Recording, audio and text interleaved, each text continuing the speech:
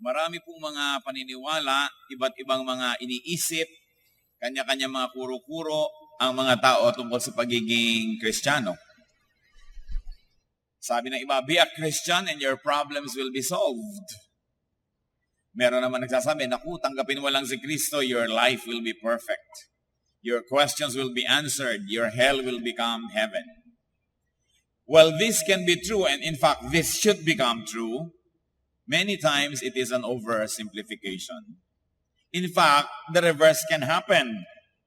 Merong mga taong tahimik ang buhay nila nung kung kailan naging Christian at saka nagkaroon ng mga elemento na nakakagulo. Siyempre, dahil magkakaroon ng mga pagbabago, magkakaroon ng mga adjustments, kaya hindi lahat ng tinatawag nating spiritual experience will lead to a peaceful life. In fact, hindi lahat ng sinasabi nating step to become a Christian or to become Christ-like will be easy and smooth. Madalas pa nga may kasama ito talaga na mga hirap. Kahit nga daw sa paraiso ay may ahas. Kaya kahit sa pagiging Kristiyano ay maraming mga maaring maging sagabal, maaring katisuran sa buhay.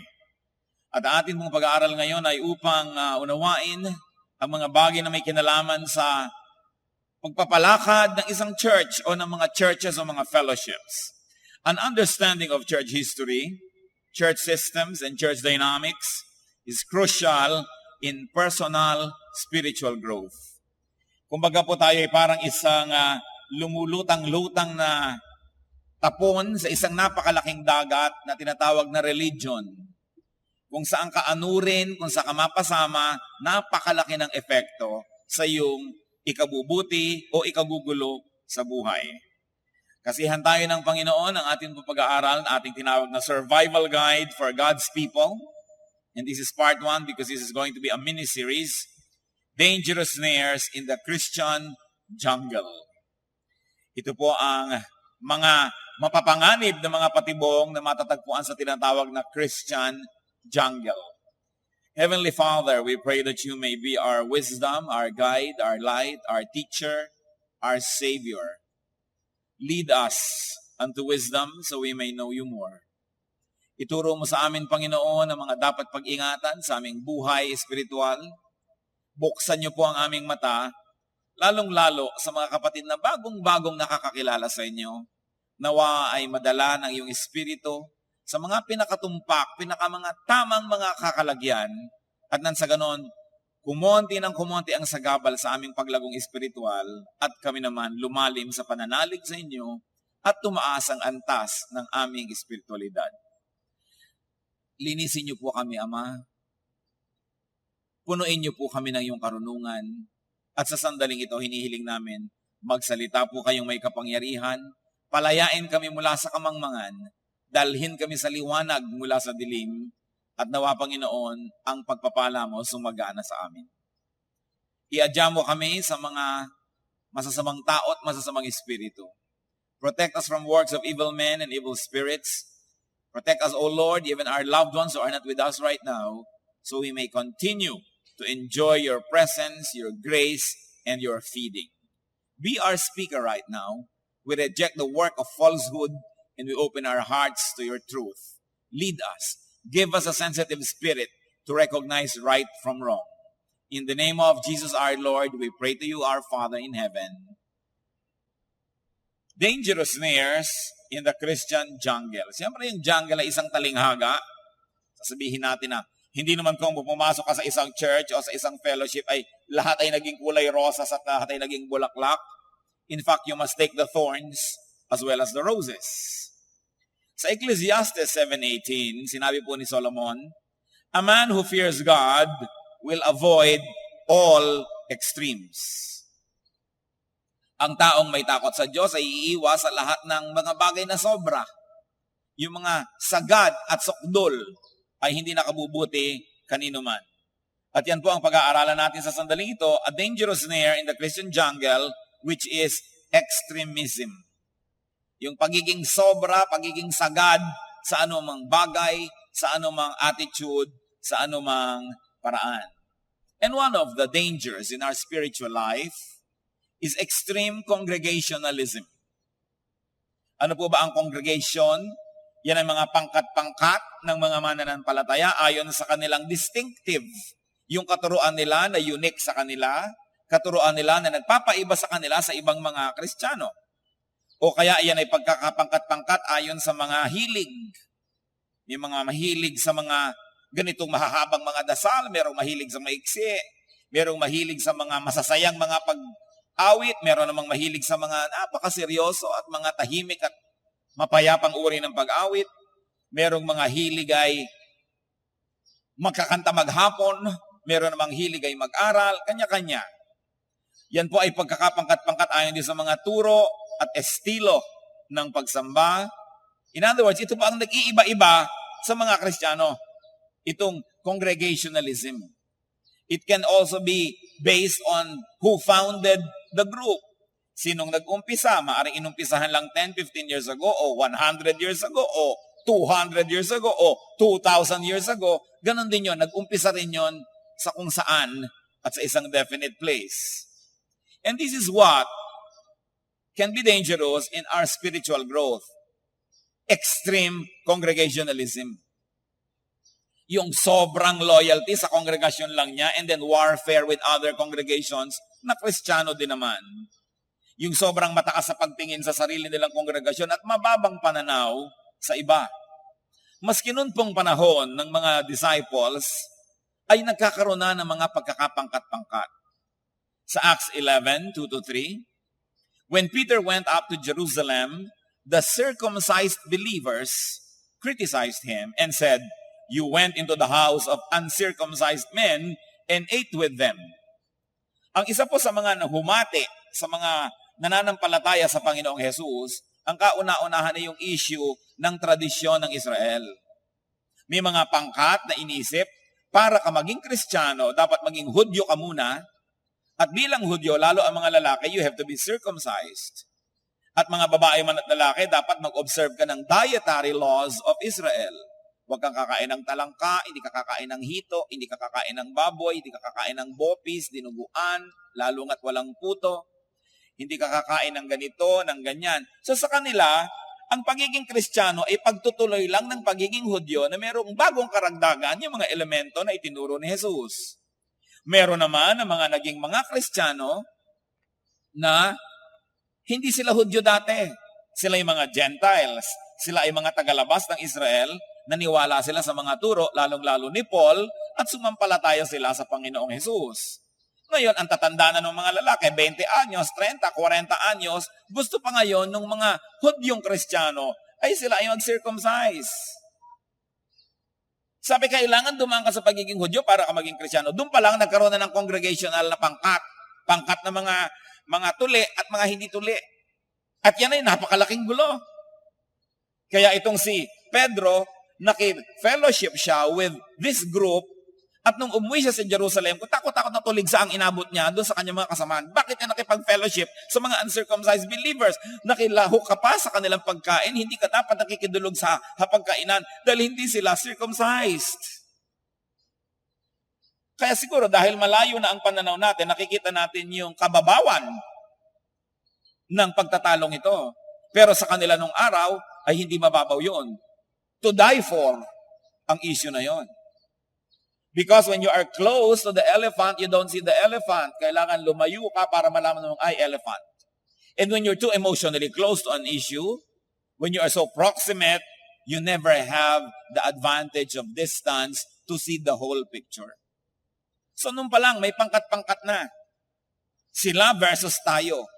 Circumcised versus uncircumcised. Sino ang magsasabi na mga anak ng Diyos ay mahahati sa issue lamang ng kaprasong hiniwa o hindi hiniwang balat?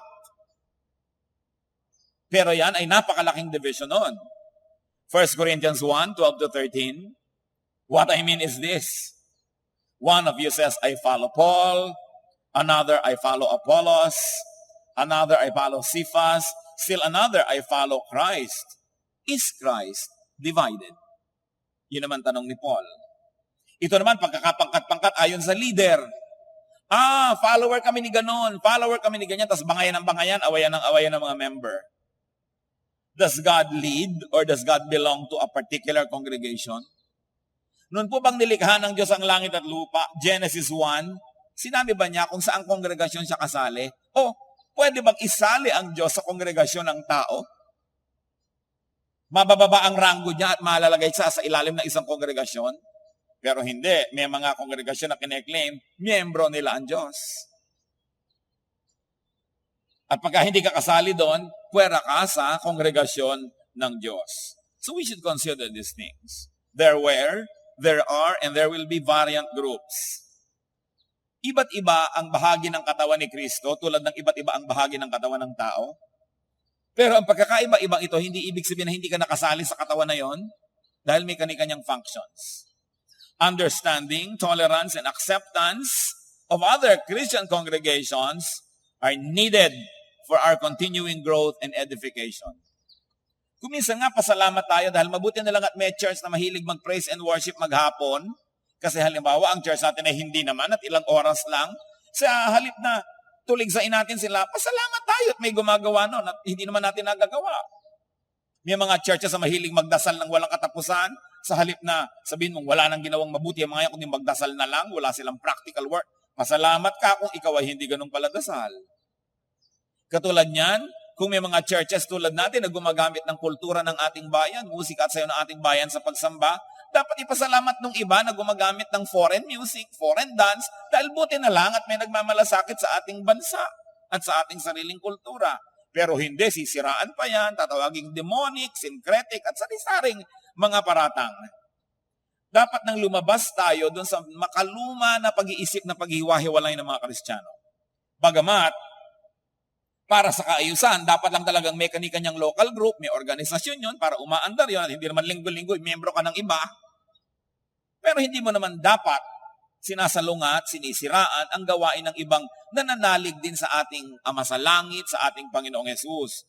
Dahil kung pare-pareho tayo ng Ama, edi tayo ay magkakapatid. At kahit naman sa magkakapatid sa laman, hindi tayo laging nagkakasundo, di ba?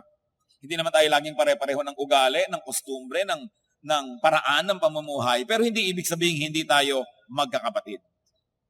Bakit po natin ito pinag-aaralan? Sapagkat araw-araw nagkakaroon ng mga bagong Kristiyano. Pag-iingatan natin kung tayo yung bago, kung saan tayo dadapo at sasali, mag-observe ka muna, huwag kang sali ng sali agad.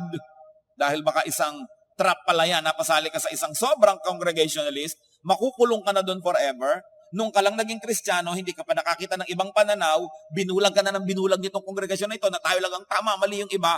So committed ang iyong utak dahil wala ka namang ibang exposure.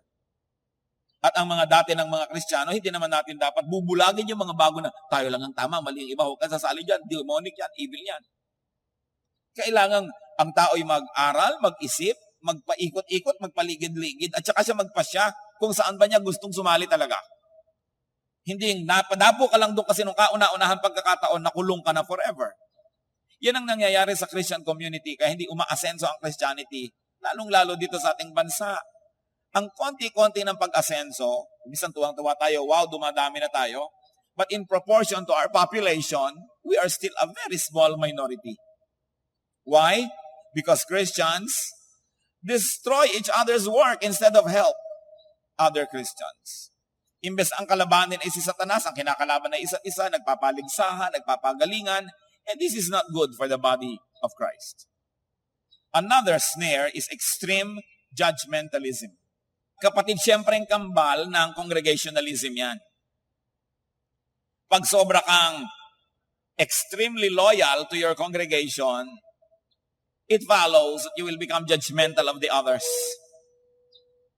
Mababang pagtingin sa hindi katropa, mababang pagtingin sa hindi nauunawaan, in fact, paghuhusga sa hindi nauunawaan.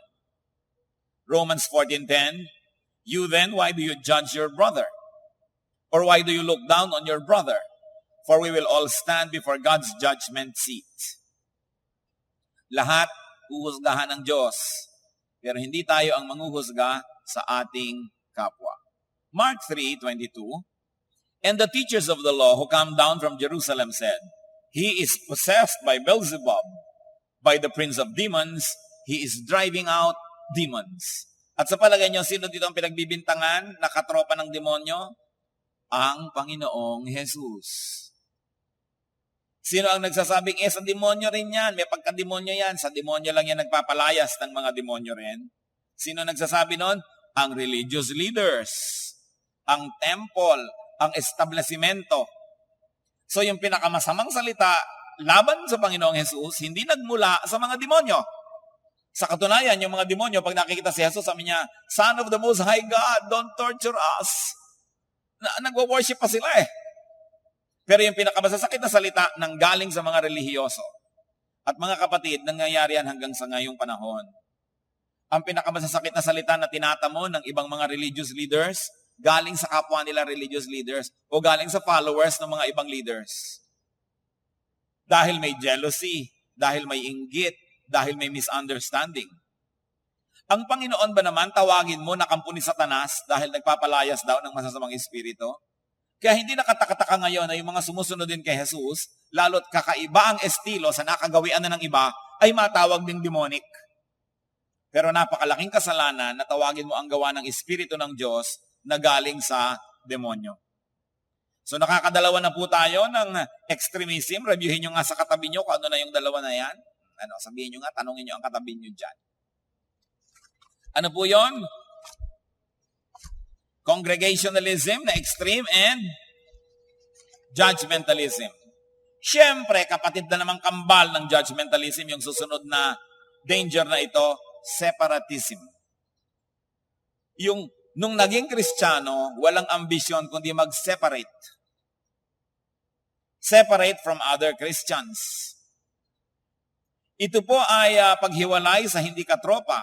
Bakit kaya may mga Kristiyano na separatist?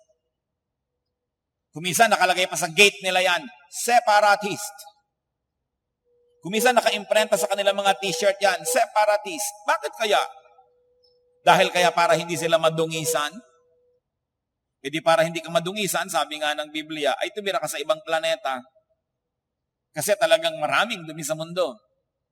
Ano naman kaya?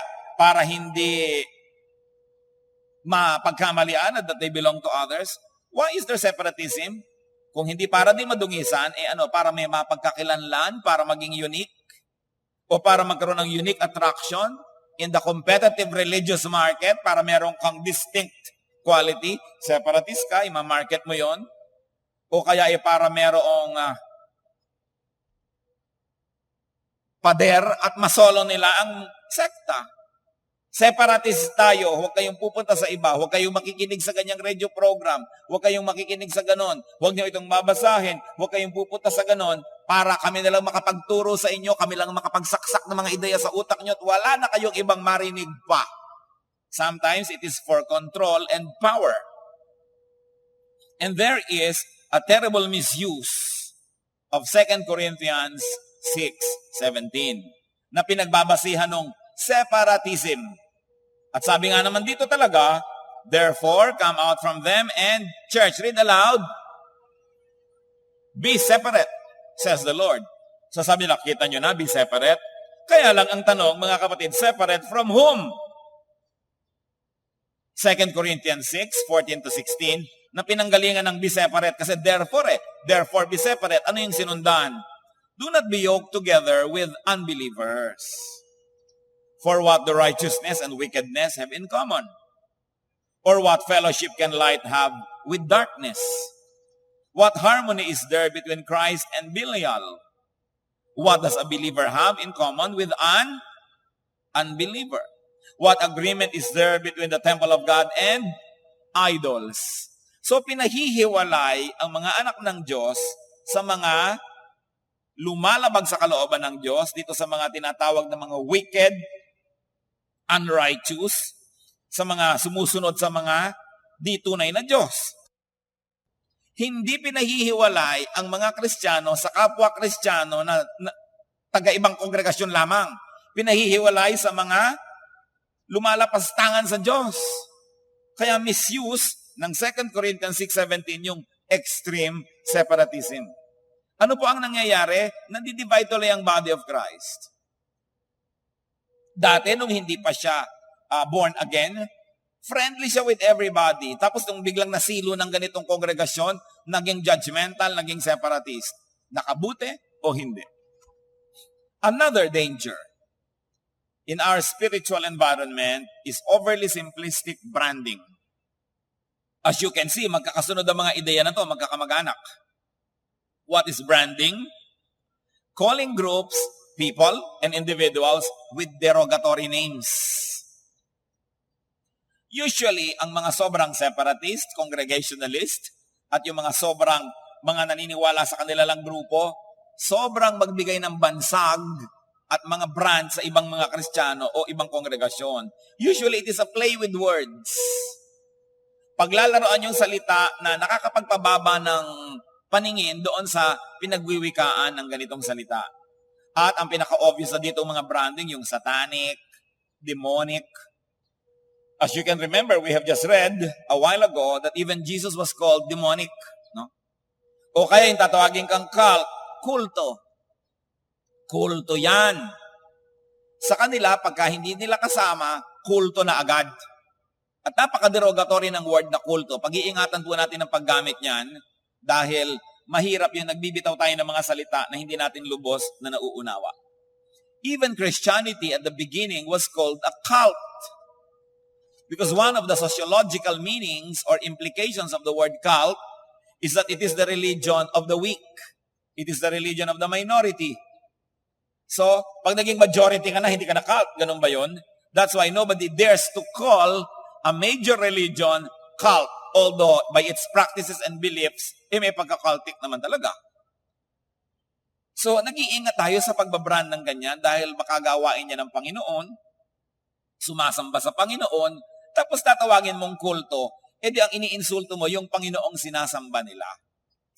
This reflects very bad and very limited scholarship na yun lamang naisip nila, yun lang pinaniniwalaan nila ang tanging katotohanan sa mundo at wala nang iba. Which brings us to another spiritual danger, dogmatism. Ano ba yan? Self-righteous, self-centered, and arrogant scholarship. Yung sinasabi mo na only my interpretation is right. All others could only be wrong. Marami pong mga ganyan na mga sekta, maraming ganyan mga kongregasyon, maraming ganyang Bible school. Yun lamang pananaw namin ang tama, ang iba mali. Pagdating ng panahon, doon sa tinatawag sa Bible na the Lord will marry the bride who is the Christ or the Church of Christ, kami lang ang papakasalan, yung iba audience lang. Ano namang klase yan na audience ka lamang pala, hindi ka papakasalan ni Kristo at the end. So puwera ka pala talaga. Paano naman kayo dapat maniwala sa ganitong mga pagbaluktot ng katotohanan para sabing tayo lang, bukod tangi, ang pinili ng Diyos at ang iba audience? Yung maniwala ka na ang iyong paniniwala ay kaisa-isang tamang paniniwala, isang uri ng makitid na pananaw. Samantalang si Paul, who is almost always very opinionated on many things, ang sabi niya sa 1 Corinthians 13, 9-10, for we know in part, and we prophesy in part. Our knowledge is imperfect, and our prophecy is imperfect. Perfection is nearly unattainable, that even the wrong ones cannot be perfectly wrong because they become perfect. So, hindi pwede maging perfectly wrong ang isang grupo. Meron ding tama yan na pwede mong hanapin at purihin dahil perfect na yan kung perfectly wrong. And perfection is nearly or impossible to attain.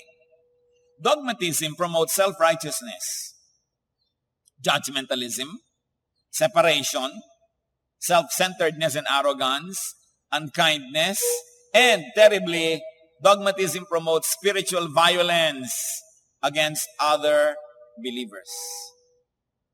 Pag dogmatic ka masyado sa iyong pananaw, you become spiritually violent against others. That's why you call them names. That's why you judge them. You destroy what they do. You hurt their feelings because you become violent. At itong dogmatism na ito ang nagiging dahilan ng religious wars. Kaya may mga tao na nung napasama sa relihiyon, gumulo ang buhay dahil nasama siya sa mga nasangkot siya sa mga giyera-giyera ng mga sekta. Samantala ang bilin sa Ephesians 4:32, be kind and compassionate to one another. Kaya tatanong mo, are we being kind to the other groups? Are we being kind to the other worshipers of our God? And sabi natin, mali sila, tama tayo. Pero anong sabi ng Colossians 3:13? Bear with each other. Magpasensyahan, magpatawaran, at tulungan ninyong pasanin ng iba ang pinapasa nila. Yung pong dogmatism is of course premised on very limited hermeneutics or the art, the science of interpreting the Word of God. And many people like to control hermeneutics because whoever controls the interpretation of the Bible will control the church. Sadly, then as now, this lust for power and control still sometimes rears its ugly face even in the church. Yung sobrang control ang gusto. Pag sinabi ng church, yun na, wala nang makikipagtalo. Kaya alam ninyo, sa nakaraang 2,000 taon ng Christian history, napakarami mga tao ang pinatay dahil mali daw ang interpretation nila. In fact, napakahabang panahon, pinapatay ang nagbabasa ng Biblia. Sinusunog, sinasakal, ibinibigti. Kung takot-takot ang mga parusa ang inabot ng mga tao during what history calls the period of Inquisition. Na ang lahat ng mga nagbabasa ng Biblia at nagkakaroon ng interpretasyon na labas sa official interpretation ng Roman Church ay pinapatay. At mas masahol pa yung tinatawag na Spanish Inquisition, mas mahigpit, sapagkat ang may pananalig na labas sa official interpretation of the church are children of the devil, therefore they deserve very violent deaths. Kaya nung period of Inquisition, mga kapatid, ang daming naimbentong pangpahirap sa tao, pang torture. Merong mga kahon na parang ataol na may mga matutulis dito sa pinakalalagyan at doon din sa takip. Ilalagay doon ang nagbabasa ng Biblia at isasara, tusok ang mga nandoon sa loob. Meron namang mga bangin na lalagyan na ng mga matutulis na sibat doon sa ibaba at itinutulak doon, nahuhulog ang mga nagbabasa ng Biblia na hindi sumasang-ayon sa interpretation ng simbahan. May mga sinusunog. Alam niyo that one of the martyrs of the faith, si John Huss, na martyr. Si Martin Luther was martyred. Ang mga tao na nagbabasa at may interpretasyon ng labas sa official interpretation ng Roman Church, pinapatay. Akala niyo ba Roman Church lang ang guilty doon? Ngayon, kahit sa mga evangelical churches na tinatawag, mga Protestant churches, pag nagkaroon ka ng interpretation na labas sa official paniniwala ng kongregasyon o sektang ito, papatayin ka rin. Although sometimes, hindi naman physical. Yung bang tawagin kang demonic at kulto, hindi ka ba pinatay nun? Na nagtatayo ka ng isang kapatiran, gumagawa kayo ng magagawa nyo para umunlad ang inyong pananalig at maunawaan nyo ang Diyos, ibabrand ka na satanic at kulto, it's as good as killing you. Like, raping a woman is as good as killing her. Kaya heinous crime yan. Kasi buhay lang ang kanyang katawan, pero napatay mo yung espiritu niya kung sobra siyang naigupo at tinabla nun. Kaya nangyayari yan, mga kapatid. Akala natin, yung mga ibang religion lang, even among the so-called born-again Christians, even among the so-called Protestant groups or evangelicals, ay meron ganitong uri ng espiritu na mamayani. Na pag ang interpretation namin ay iba sa inyo, kami ang tama, kayo ang mali, demonic kayo. Ganon. Kaya panahon na, kaya natin pinag-uusapan ito. Para ibukas ang ating mata, kung hindi man natin lubos na sang-ayunan, ay tanggapin man lang natin, o at least wag nating patayin, yung mga taong sumasamba din sa ating amang Diyos dahil kapatid natin sila. And if you do not know the facts, you do not know the details, suspend judgment. Do not judge. Huwag nating unahan ng Diyos. So isa pa po na danger sa religious life ng mga mananampalataya is destructiveness of other groups and other persons' work. Panahon pa ng Panginoong Jesus, ganyan na. Mark 9:38-40. Teacher, said John, he was talking to Jesus, we saw a man driving out demons in your name, and we told him to stop. Because, church, read aloud. 1, 2, 3. He was not one of us. Sabi, teacher, meron pong nagpapalayas ng mga demonyo doon. Yung mga dating possess, hindi na possess. Yung mga dating tumutulo-tulo ang mga ano dito, hindi na. Tumino, pinapalaya siya po yung demonyo. Pinigil po namin. Kasi, hindi natin kakongregasyon. He is not one of us. Anong sagot ni Lord? Read, church. Yun. Do not stop him, Jesus said. No one who does a miracle in my name can in the next moment say anything bad about me. For whoever is not against us is for us. Ang hindi natin kalaban ay kakampi natin. At kung nilalabanan niya si Satanas, pinapalayas niya, di kakampi natin siya. Ba't niyo pinipigil? Kasi he's not one of us. Hindi natin siya kasekta. So dapat siyang puksain at pigilin kahit maganda ang ginagawa. Naku, akala nyo sa panahon lang ni Jesus, thousands of years back, sa panahon ni Moses, ganyan na rin. Numbers 11, 27 to 29. A young man ran and told Moses, Eldad and Medad are prophesying in the camp. So, si Moses ang propeta, pero may nagpo-prophesy pa rin doon sa bandaron. Joshua, son of Nun, who had been Moses' aide since youth, spoke up and said, Moses, my Lord, stop them. But Moses replied, Are you jealous for my sake? I wish that all the Lord's people were prophets and that the Lord would put His Spirit on them. Nakita niyo po? Sabi ng mga nagdatingan, humahangos, Moses, meron doon, hindi mo inauthorize. Kakaiba, hindi naman ikaw, hindi mo assistant. Nagpo-prophesy doon sa camp, maraming taong nakikinig. Sabi agad ni Joshua, nung kanyang assistant, Moses, pigilin mo. Hindi dapat. Sabi naman ni Moses, ba't ka naman nagsiselos?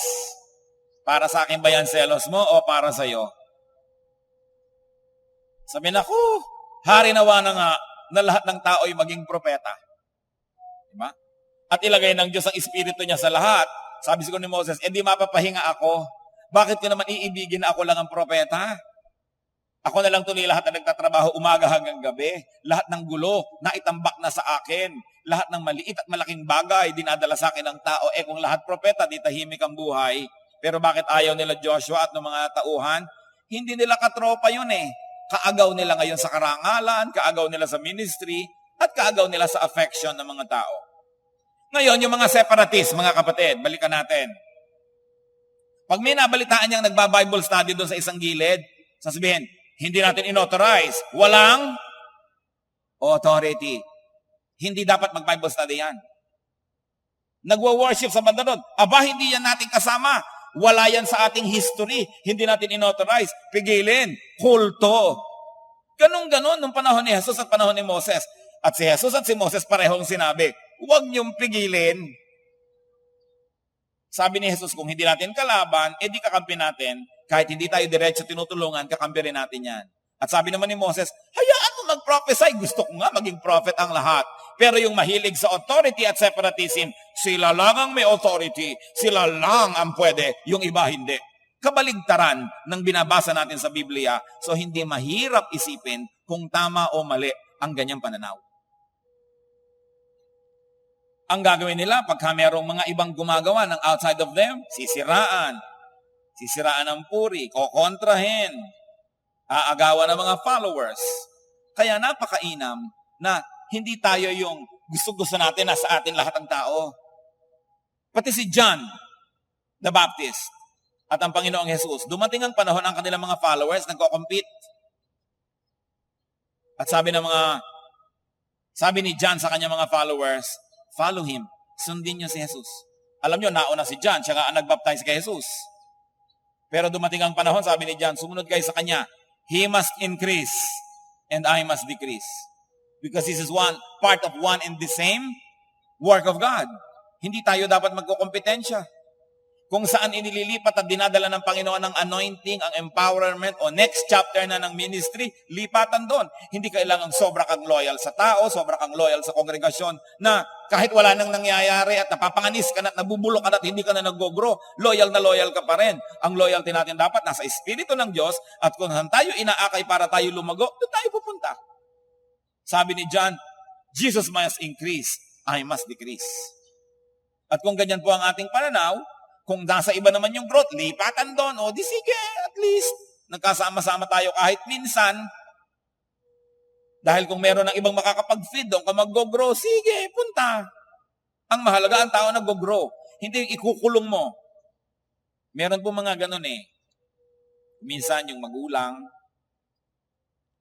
pwede namang mag-aral yung anak sa bandaron, malayo-layo. Dito ka na lang anak, kasi gusto ko kasama kita.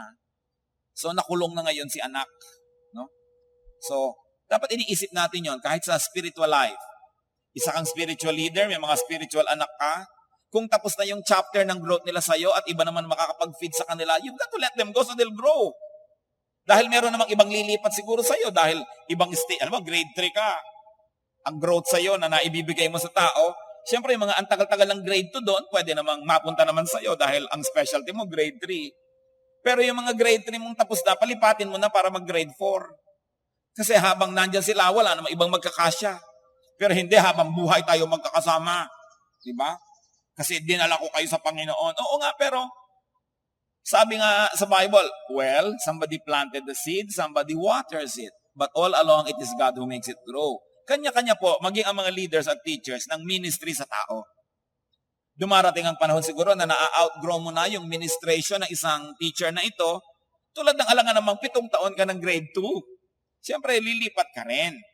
Liban na lang na yung teacher mo nung grade 2, magtuturo next year ng pang grade 3, o magkakasama pa rin kayo kasi sabay kayo nag-grow, sabay kayo. Pero kung naiiwan mo na siya, iba kasi ang specialty niya at iba ang tawag sa kanya ng Panginoon, siyempre, it hurts to say goodbye, but goodbye. Alangan namang, lumiit talaga ako ng lumiit. Parang yung mga paa ng mga maharlikang mga China nung araw, sinasapatusan nila ng bakal para hindi lumaki ang paa. So ngayon, dahil may bakal na gano'n, hindi lumalaki yung paa mo. Sa spiritual growth, kung minsan, mga kapatid, yung kongregasyon mo, ang bakal na yan, hindi ka mag-grow dahil nakulong ka na dyan. Ngayon, kung yung kongregasyon mo, palaki din ang palaki ang isip niya, ang pananaw niya, sabay kayo, then you stay. But it is your obligation to yourself to find where you will grow.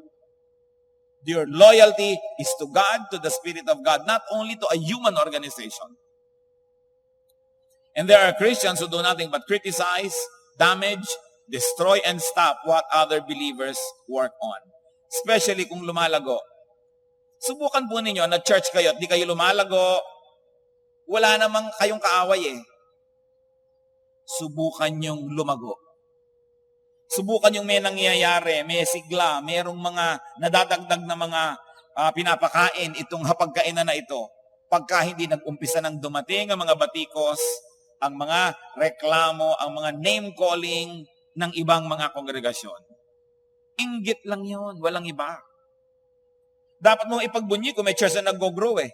Kasi buti na lang, hindi napunta kay Satanas, hindi napunta sa iba. But there's a lot of jealousy in the churches. It is a sad fact, but nevertheless, must be processed even by the new believer. Dahil pag hindi niya alam yan, wala siyang kamalay-malay, nasangkot na pala siya sa mga giyera na inimbento ng mga tao nung araw pa, napasama siya ngayon. Another danger is disproportionism. Making wars, going to wars for little things. For things that do not have great bearing on spirituality, on godliness, on holiness. Sabi ng iba, majoring in minors. May mga congregation po na makikipagpatayan dahil lang sa element of the Lord's Supper, kung ano ang mga timpla nun. Sa element ng tinapay. May makikipagyera patane tungkol sa lalim at dami ng tubig na gagamitin sa bautismo. Merong mga churches na ipapadala ka sa impyerno dahil sa haba ng iyong buhok o ng laylayan ng iyong baro. And there are congregations that will make a big deal out of the attire and clothes that people wear. Even sa mga terminologies, huwag mo sasabihin namang potluck. Masama yung luck. So tawagin natin pot bless. Yung hanggang ganon, gagirahin ka pa sa mga ganyang mga terminology Ang nangyayari tuloy, yung mga di pa nakakaunawa ng ganito mga bagay, wala pa sa Panginoon, nata-turn off dahil ano ba yan? Ang lahat na lang ng bagay may controversy. Parang hindi na ba tayo matatahimik hanggang sa mga ganyan? Kaya ang sabi sa John 7:24 ni Jesus, stop judging by mere appearances and make a right judgment. Huwag ka manghuhusga sa mga itsura lang. Pastor, bakit niyo po pinapayagan? Meron kayong lalaking member, mahabang buhok. Kapatid, hindi po ako police. I only preach what the Bible preaches, pero hindi ko gugupitan ng buhok ang mga mahahaba dyan. May mga lalaki pong may hikaw. Nasaan po ba? Nasa ilong? Nasaan ba? What people do with the word of God that is preached to them is their business. Ang Diyos nga hindi bumababa sa langit para kapakialaman, pero napakaraming kongregasyon. Hanggang kung ilan suso na mga kamison mo, papakialaman na. Kinontrol na ang iyong buong buhay. Pastor, meron po kayong mga awit na kikiapid. Bakit nyo nalaman? Diba? Ibig nyo sabihin, hahalongkatin ko lahat ng buhay ng mga awit bago ko payagang umakyat sa entablado? The holiness of a person is between herself and God. At kung yung pag-awit niya ang makakapagpaalala sa kanya sa Diyos, at kung yung pag-awit na lang niya ang tanging pinangingimian niya para tuloy-tuloy siya magwala sa buhay, mas gugustuhin ko pang patuloy siyang umaawit kaysa tanggalin ko para masyahan ang mga chismosang member na alam lahat ang iskandalo nung umaawit. Kasi kung minsan sasabihin natin, aalisin ko pa yan, di nawala na ng connection sa church. Aalisin mo pa sa ministry dahil may pagkukulang. Di nawala na siya ng feeding. Kung minsan nga yung ministry na lang dahilan kaya hindi siya todo-todo bumibigay sa gusto niyang kasalanan aalisin mo pa. At kung aalisin nyo ang lahat ng may kasalanan sa ministry, walang matitira. Wala. Mawawala ako dito. Di ba? At kayo siguradong kakainin kayo ng lupa. Mawawala kayo dyan. Di ba? Sino ba dito ang walang kulang, walang kasalanan? Kaya nga dapat tinitingnan natin, the church is a hospital. We are all here because we are all sick. And we need the healing of the Lord. So who are you to judge another sick person? Parang may nurse magpupunta sa'yo para bigyan ka ng injection. Ay, may ubo ka, may sakit ka, huwag kang mag-injection sa akin. Parang gano'n ang sasabihin mo doon sa singer na may kasalanan. Huwag kang umawit dyan, may kasalanan ka. Di walang natira. Hindi naman ibig sabihin na tolerate natin. Siyempre, gumagawa naman tayo ng counseling, ng pananalangin, ng kung matutulungan natin para makaahon, pero hindi tayo magpupulis-pulisan at babantayan ng kaluluwa ng bawat isa.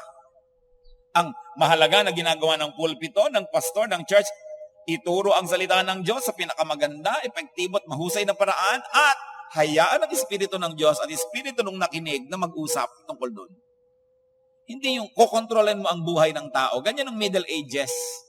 Ganyan sa mga napakaraming mga sobrang authoritative religious systems na hindi mo malaman kung nakabuti sa'yo o hindi na napasama ka doon. Dahil ginawa ka ng ari-arian ng church. So anong sabi? Sa Matthew 23:24, you blind guides, you strain out a gnat, but swallow a camel. Sabi, sobra kayo mga bulag. Yung pagkaliit-liit na niknik, ang liit-liit na insekto, hindi nyo malunok, pero yung buong kamelyo, nalulunok nyo, pati yung nakasakay. Ibig sabihin, ang maliliit na mga bagay na kasalanan, hindi nyo mapalampas, pero yung malalaki, like hypocrisy, lust, judgmentalism, self-righteousness, hindi nyo napapansin, nilulunok nyo lagi. Mag-isip-isip kayo, ha? And of course, another danger, and we will stop here today, is otherworldism. Puro heaven na lang ang usapan, puro end times, puro future ang concern, wala na tuloy buhay ngayon. Remember, ang pinag-uusapan natin dito yung extreme otherworldism dahil dapat naman pag-aralan, dapat na maituro. Pero yung para yun na lang lagi ang laman ng utak mo, impyerno o langit, hindi ka na ngayon nagkaroon ng buong buhay dito sa lupa. Luke 17:20-21. Once having been asked by the Pharisees when the kingdom of God would come, Jesus replied, "The kingdom of God does not come with your careful observation, nor will people say, 'Here it is,' or 'There it is,' because the kingdom of God is within you." Ang itinatanong na naman sa kanya, kailan ba darating yung langit, yung kaharian ng Diyos? Sabi ni Jesus, aba, hindi dumadating yan sa kababantay nyo.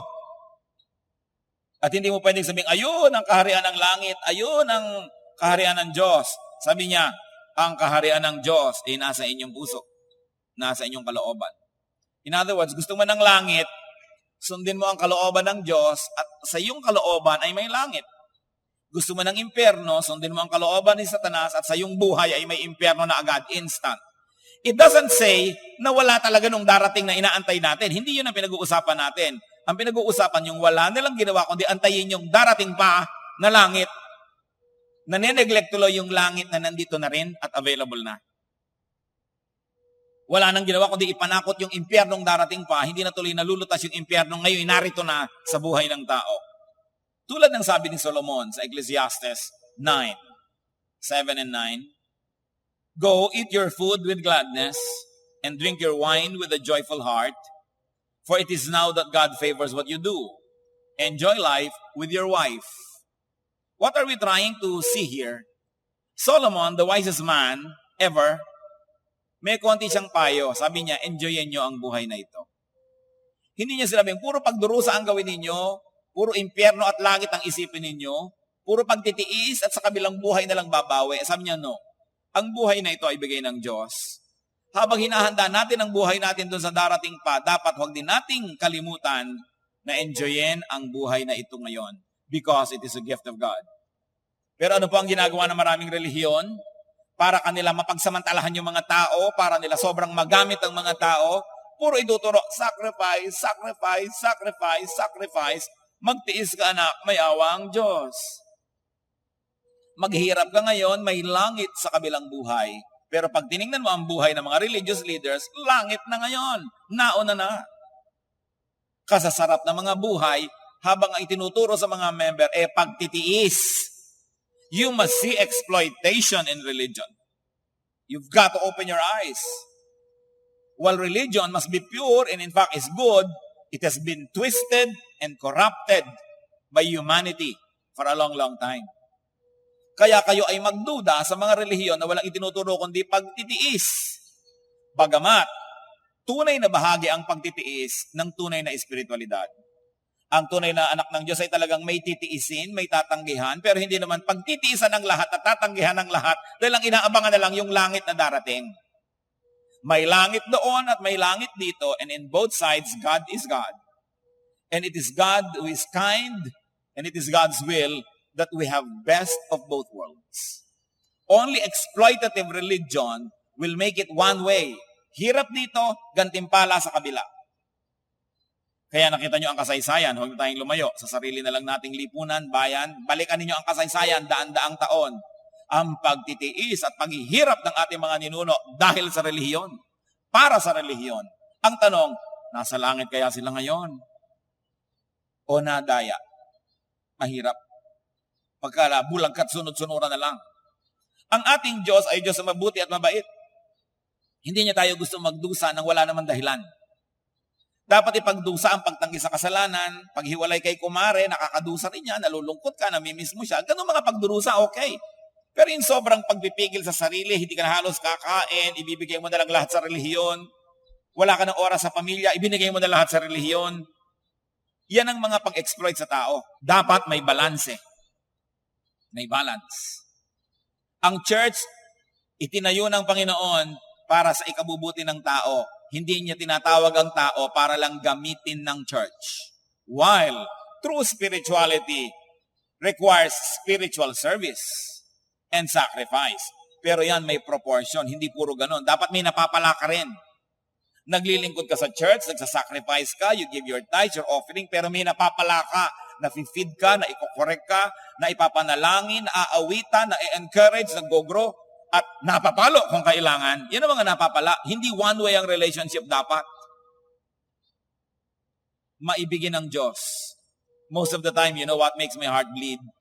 Is when religion misrepresents God and only use the name of God to exploit people for the welfare of a few. Kaya mga komunista ay galit sa relihiyon. Sabi nila, religion is the opium of the people. Because that is what they have observed, especially in Western history. Alam niyo naman, yung mga Marxism, galing yan sa West. and their observation of the church for thousands of years was that the church and religion were only becoming like drugs to people, so they will be deadened to their sufferings and they will just hope for something which is beyond the here and now. Kaya ayaw nila ng relihiyon. Pero ang malungkot, hindi nila siguro nakita yung tunay na face ng God, ang nakita lang nila yung corruption of religion in the hands of men. Kaya kailangan ituwid yan. Life is God's gift to be lived, to be enjoyed, to be celebrated, here and now. Mabuti na may inaasahan tayong heaven na darating, pero huwag kayong malugi doon sa heaven na available na ngayon. Huwag tayong mabulag na puro forward-looking, we fail to live for today. Do not let your fixation on the future heaven rob you of your life today. Let today's own concerns be sufficient for today. Yan ang sinabi ng Panginoong Yesus. So, kung meron pong nakikinig ng mga new Christians, bagong-bago tayo sa Panginoon, kulay rosas ang paligid, honeymoon period with the Spirit of God, beware and be careful about religious groups. Because you might get attached sa isa sa mga binigkas natin at diniscuss na uri ng mga sekta. And mga dati na mga Kristiyano, do not act like blind and number-fixated recruiters. Akala ng iba yung evangelism recruitment. Mga kapatid, marami tayong empty chairs, mag-soul winning para madala ang mga tao dito. Ganun ba yun? O sabihin natin, dali ng mga tao so they can be fed, so they can be taken care of, so that they can also serve in the body of Christ. Hindi para lang mapuno, para pampadami. Nakita na natin, na kadalasan ng mga mananampalataya ng anumang relihiyon, ginagamit lang ng politika. Kung minsan ang mga religious leaders ay nililigawan ng mga politika dahil yung mga religious leaders, oras na naligawan, ngalay natin kung ano mga regalo, tatawagin ng kongregasyon nila, dadalhin kung saan-saan para merong tagapalakpak ang mga politiko. Hindi nyo ba nakikita ang masama at maling paggamit sa relihiyon? Ang mga tao na ang hinahanap ay Diyos, nagiging mga mistulang mga pawn in a cruel political chess games played by the generals. Kaya gano'n na lang ang panunuyo at panliligaw ng mga politiko sa mga religious leaders. Para ang mga nananalig doon sa kanila ay madala at maging boto, maging cheering squad. This is a grave prostitution of religion. The misuse of God's people, no, for selfish ends of a few. And this must not be allowed to happen. So isipin po natin ang ating kalagayan. Religious involvement, religious affiliation, and membership can also be a snare. Hindi yan laging maganda. Kung ang nasalihan mo, gagawin ka lang spare part ng isang makinarya, gagawin ka lang pamparami ng statistics, kokontrolin lang ang buhay mo at papakialaman ng lahat-lahat, tapos wala namang feeding, wala namang support, wala namang care. Matthew 10:16, be as shrewd as snakes and as innocent as doves. Kailangan nag-iisip ang mga anak ng Diyos. Matthew 16:6, be careful, Jesus said to them, be on your guard against the yeast of the Pharisees and the Sadducees. Ang Panginoong Hesus ang may sabi, pag-ingatan ninyo ang mga lebedura ng mga Pariseo at mga Sadducees. Pag-ingatan ninyo ang mga magic, ang mga pampaalsa ng mga kongregasyon. Matthew 23:15, woe to you, teachers of the law and Pharisees. Yan ang sabi ni Lord. You hypocrites. You travel over land and sea to win a single convert. And when he becomes one, you make him twice as much a son of hell as you are. Sabi, pambihira kayo, sumpain kayo. Kutak-kutakot ang hirap na dinaranas nyo, tumatawid kayo mga bundok, mga dagat para lang magkaroon ng isang convert. At pag na-convert nyo, ginagawa nyo lang doble ang kasamaan. Twice as much a son of hell as you are.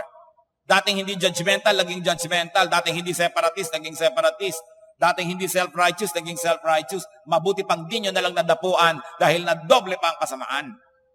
Yun ang sinasabi ng Panginoon. Sinong pinapagalitan? Religious leaders. Many of God's people are not shepherded well. Many of God's people are not even shepherded at all. Kaya sa Mark 6:34, ang kinalungkot ng Panginoong Jesus, when Jesus landed and saw a large crowd, He had compassion on them because they were like sheep without a shepherd. Isipin niyo mga kapatid, may mga templo, may mga synagogues.